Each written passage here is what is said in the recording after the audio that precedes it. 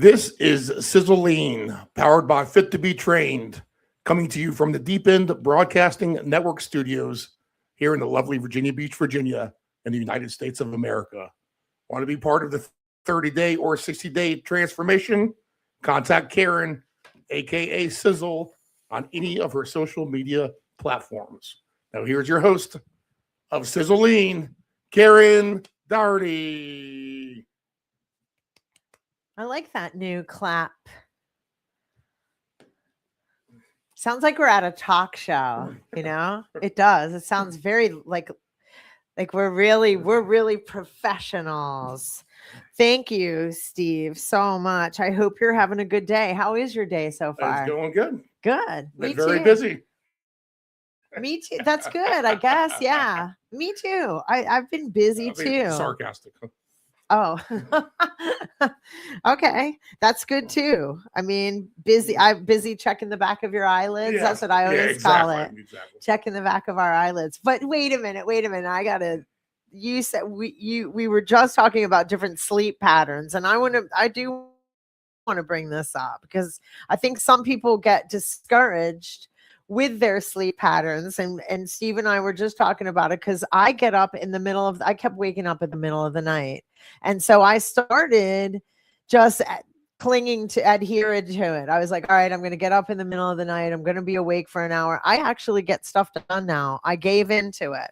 Then I usually go back to sleep, fall asleep, and then I have to be up again early for work. So I'm usually training by 6.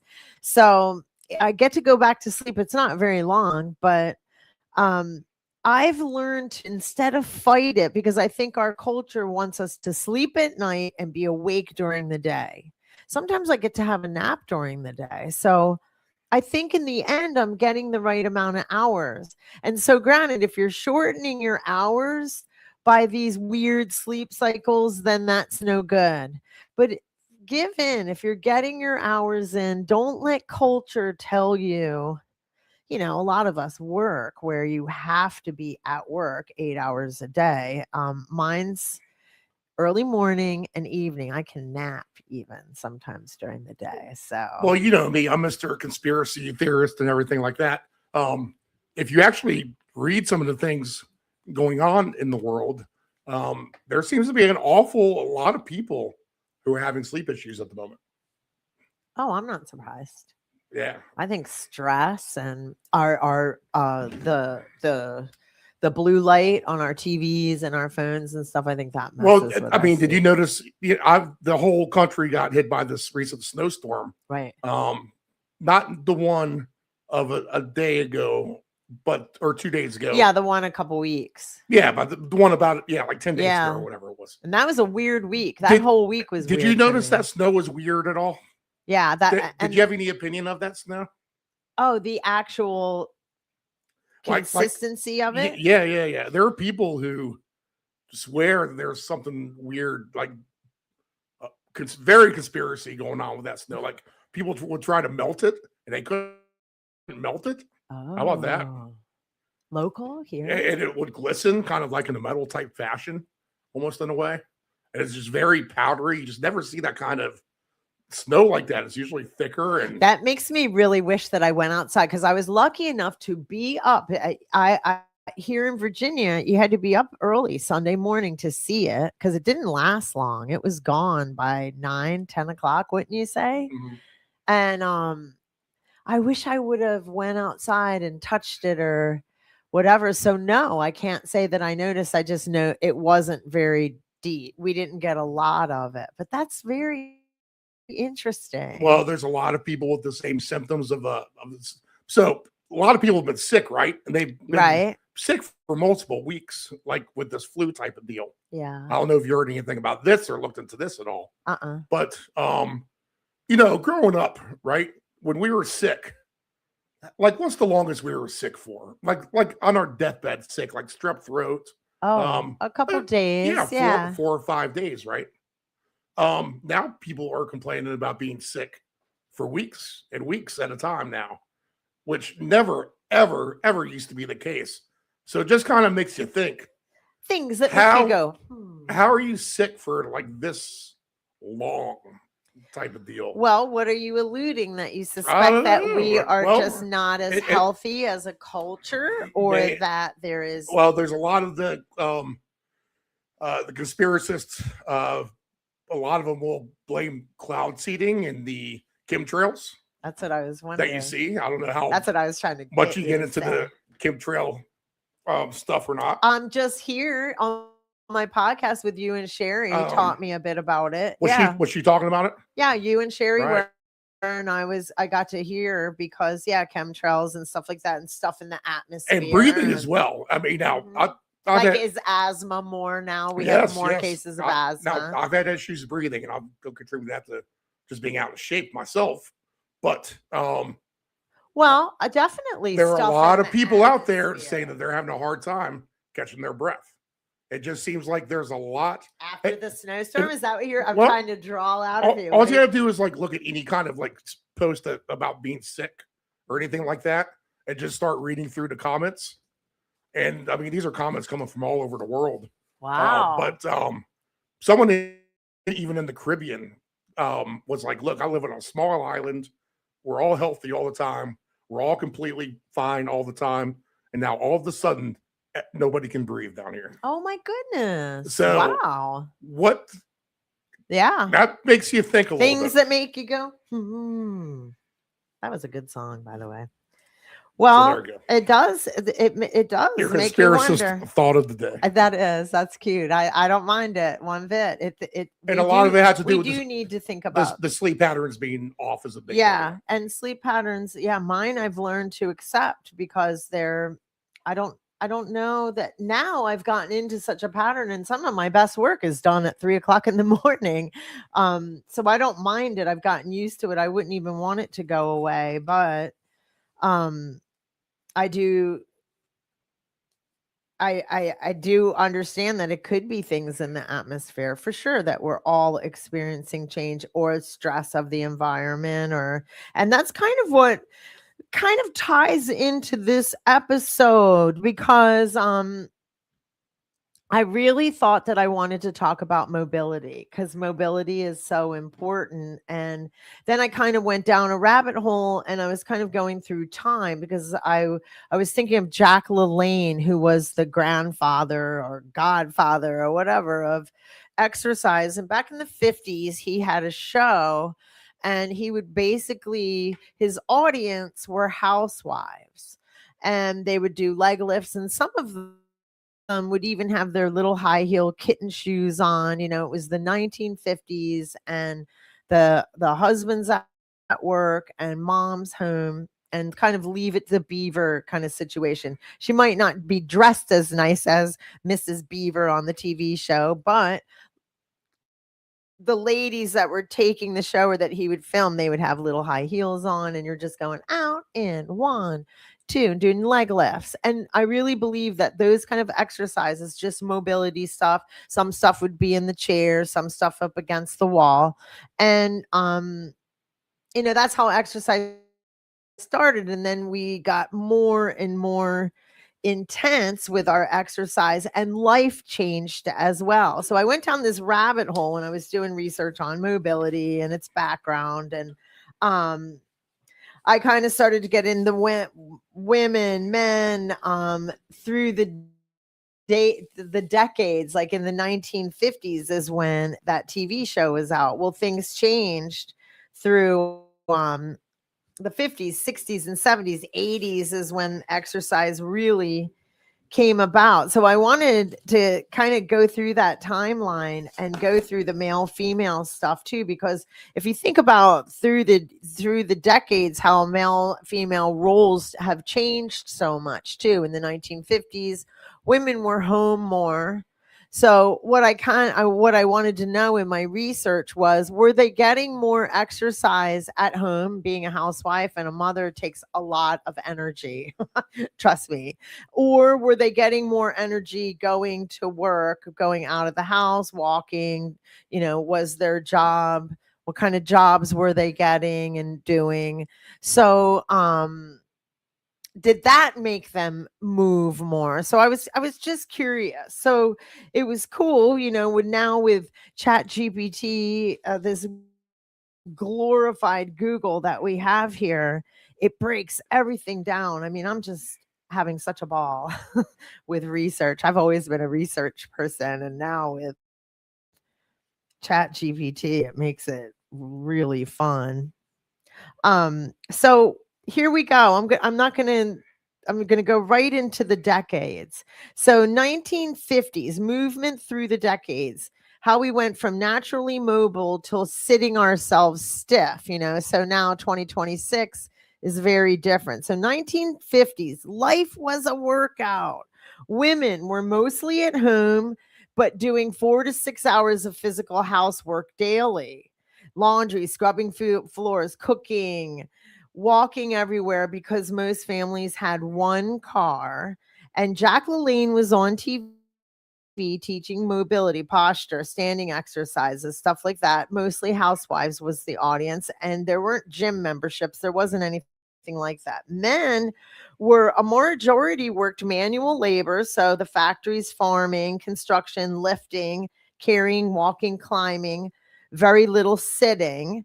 And then there were also the ones that were more at their desks. That's a whole different. I even researched the guys that were more in finance, banking. Those guys were still at their desk, but I think in general, the population was definitely a little more mobile. So, I mean, mobile themselves, 1960s, the first shift begins. Women entering the workforce, early jobs were active teaching, nursing, retail, service, still doing most housework though on top of it.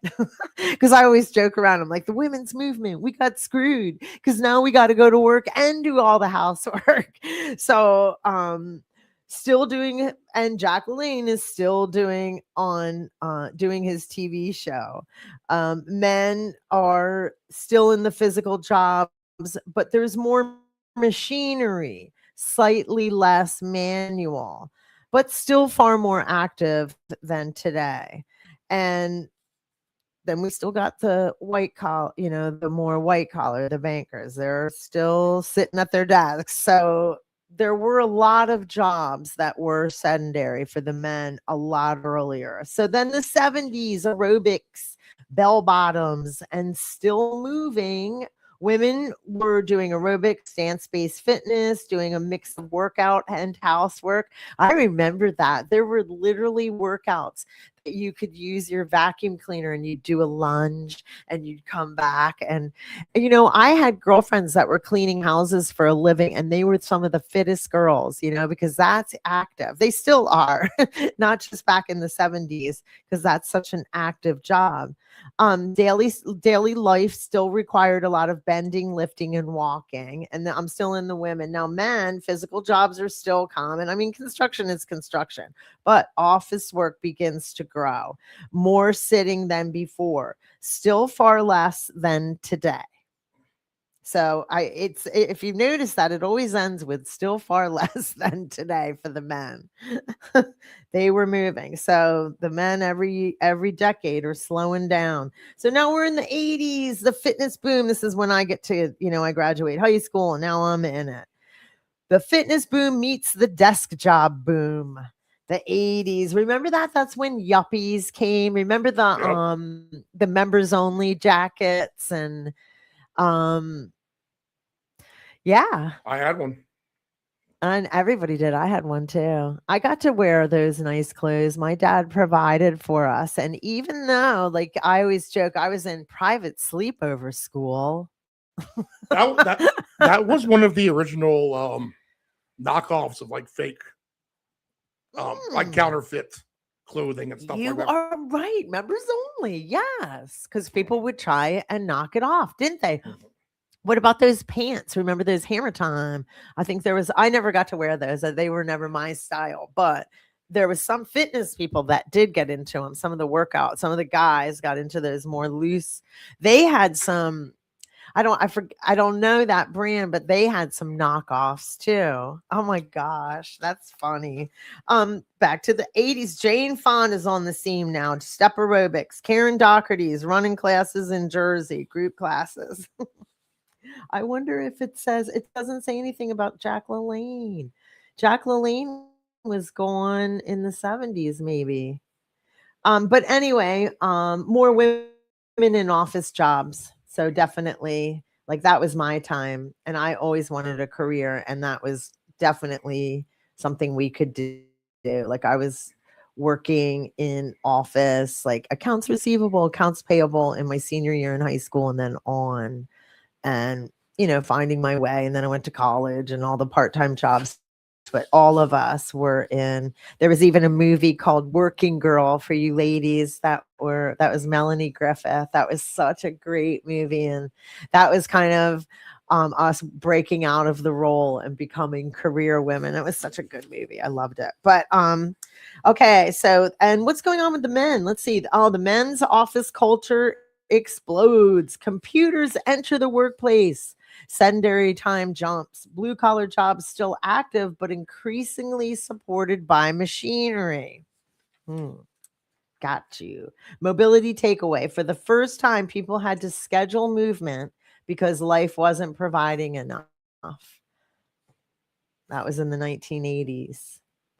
So that's when personal training came on the scene and we started, making careers out of fitness. Wowza, that's cool. Okay, so now we're in the 90s. The internet arrives, and so does sitting. More desk jobs, less movement at home for the girls. Home, thanks to convenience culture. So I'll repeat that. Less movement at home thanks to the convenience culture. So fitness becomes something you fit in, not something life gives you anymore. And for the men, the tech jobs are exploding. Sitting becomes the default. Stress increases. Movement decreases. Blue collar work becomes more machine assisted, less physical. Mobility takeaway. The body starts paying the price. Tight hips, stiff backs, less natural movement. And 90s was a big yoga era. That was for me, at least. I did a lot of yoga. That's when I got into the hot yoga, Bikram yoga, the 90s, early 2000s. And that's probably why, because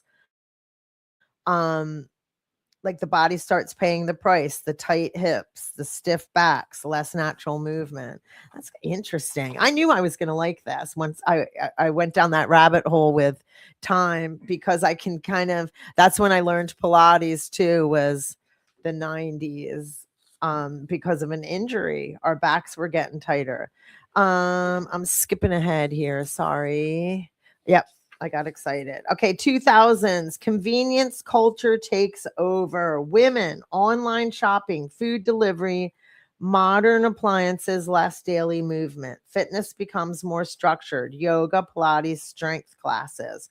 Men are remote work begins, more screen time, less physical labor.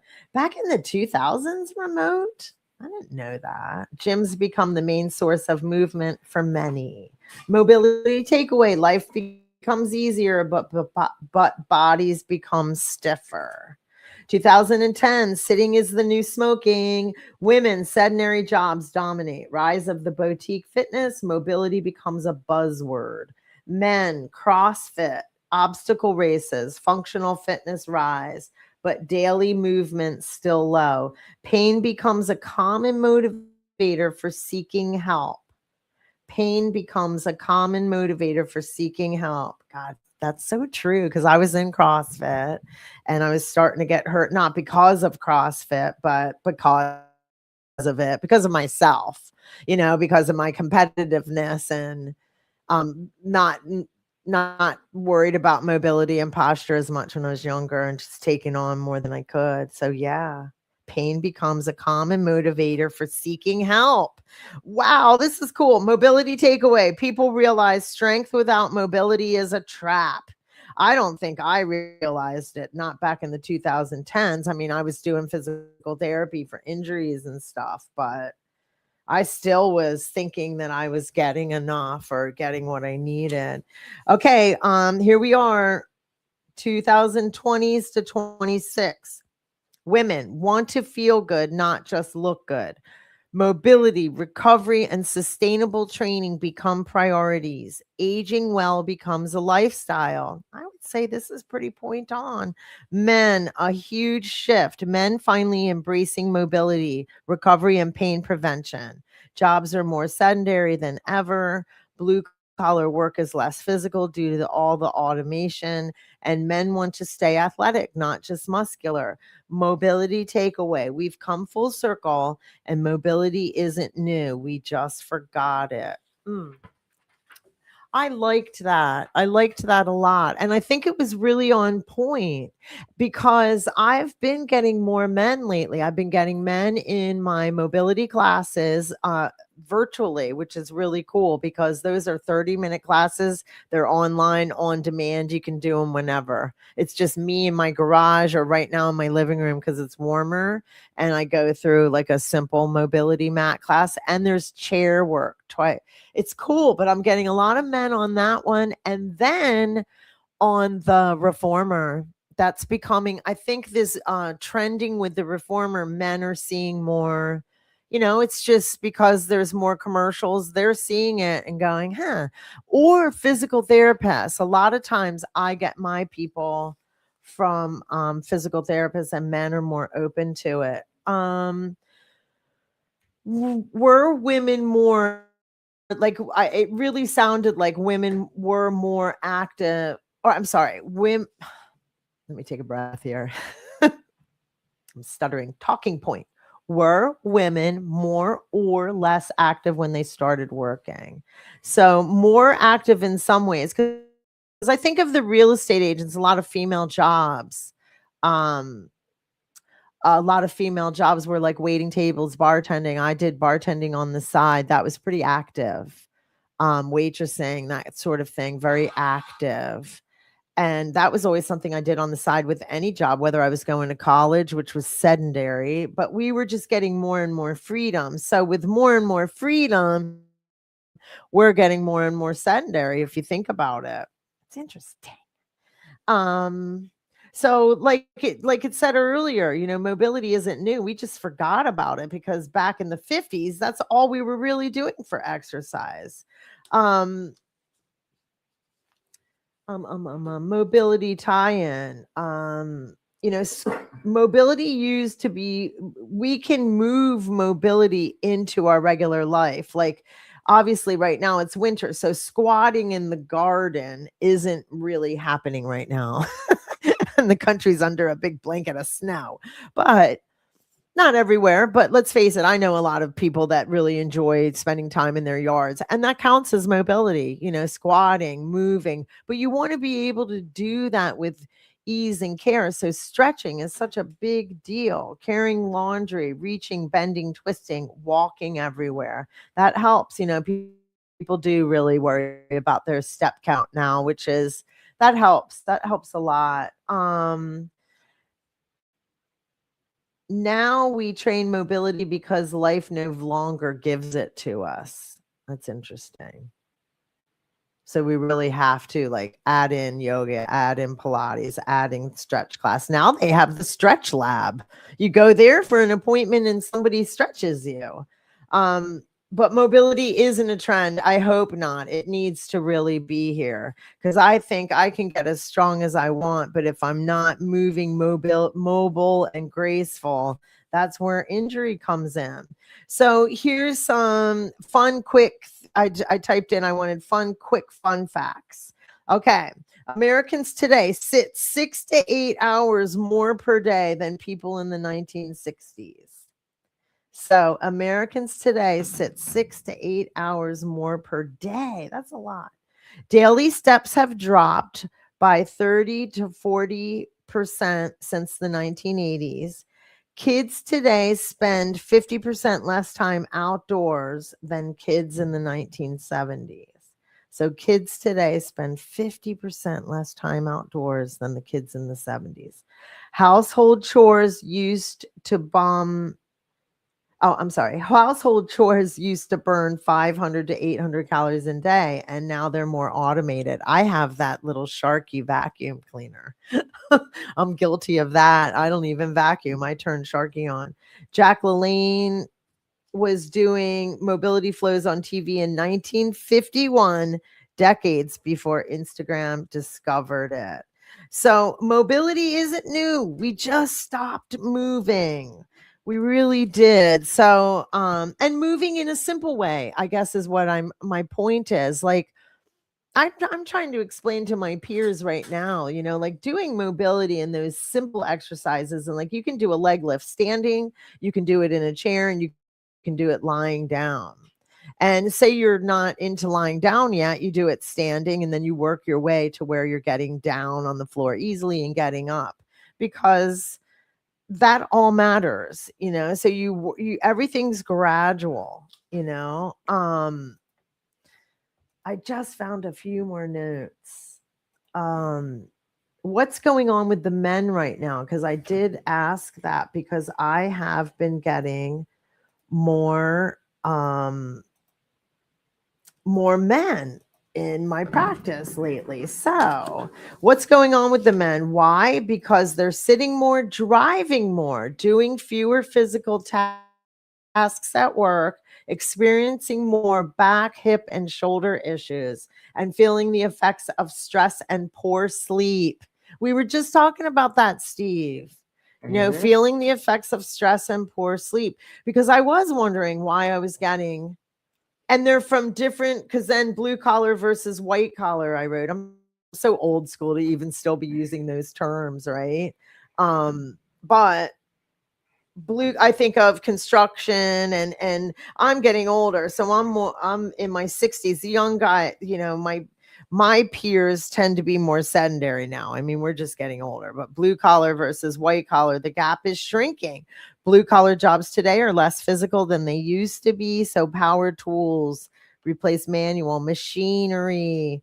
Trucks replace carrying. Safety protocols reduce physical strain. So think about, now they have cars that you don't even have to drive anymore. Now they have ways to transport things within the factory. More time is spent operating equipment than using the actual body.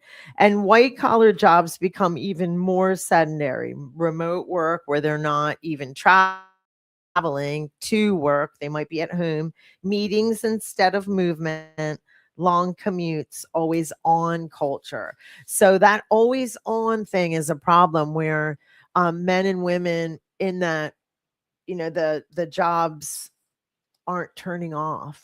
They're going on and on, and I'm guilty of that for sure. But my job is fitness, like, and hopefully everybody's in a job that they love so much, but some jobs, might be more stressful, and if you can't turn it off, that would be, I'm on the always on culture, but I get to research fun stuff like this.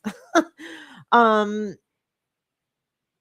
Men are finally being encouraged to care about their longevity, mobility, pain prevention, stress managing, emotional health. So that's why more men are entering my circle, because I asked chat that. I was like, why am I seeing more? And that's why they're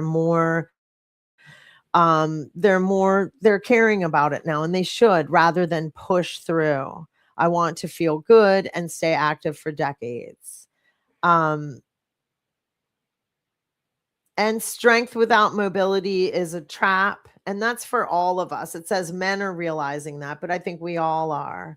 My job doesn't move my body as much anymore. And everybody wants to play with the kids and the grandkids. I don't want to feel old at 45. I need someone who gets real life, more real life movement. It isn't always about everybody becoming an athlete. And that's another subject. I kind of want to touch on that in a future podcast, because I'm doing some research on that, because even though we talked about this culture today, there's a whole community that there's more athletes, that are more regular people, athletes that are turning more towards the CrossFit stuff. And my listeners know that, because we even have masters athletes on here that go to the games, but that's a whole culture too. But I also want people to know that that's a choice. The mobility stuff with the leg lifts and Jack LaLanne, starting there is really important. That's it. And you can stay there. That's doable. That's healthy. That's what the body was made for. Going on is a choice. But getting just those mobility, moving the shoulders around, stuff like that, simple stuff like that is easy and definitely doable. So with that, I'll let everybody get back to their lives. And I'll repeat it again. I'm sorry, mobility isn't new. We just stopped moving, and we proved that. Your body doesn't care if the movement comes from chores, walking, or a fitness class. It just wants to move. So there's no judgment in what you do. It just wants to move. We're not trying to be flexible ballerinas or trying to age like athletes. You just want to have that normal mobility without pain. So with that, everybody, have the best day ever. Get moving. Take a 5-minute walk. Just make that an intention for today. And Steve, is there anything that you want to add in before I close out? Nope. Sounds good. Try to everyone stay on a good sleep schedule. Yeah, right. And know that you're not the only one. I hope that made you feel like this is a real problem for all of us, and definitely men, because it pinpointed it right in my research that men are struggling with that, with pain prevention and sleep. So asking for help for that, trying to get regulated. So if you need anything, Steve, you know where to call. All right, everybody, have a fantastic rest of your day. All right, Sizzle. Sizzle.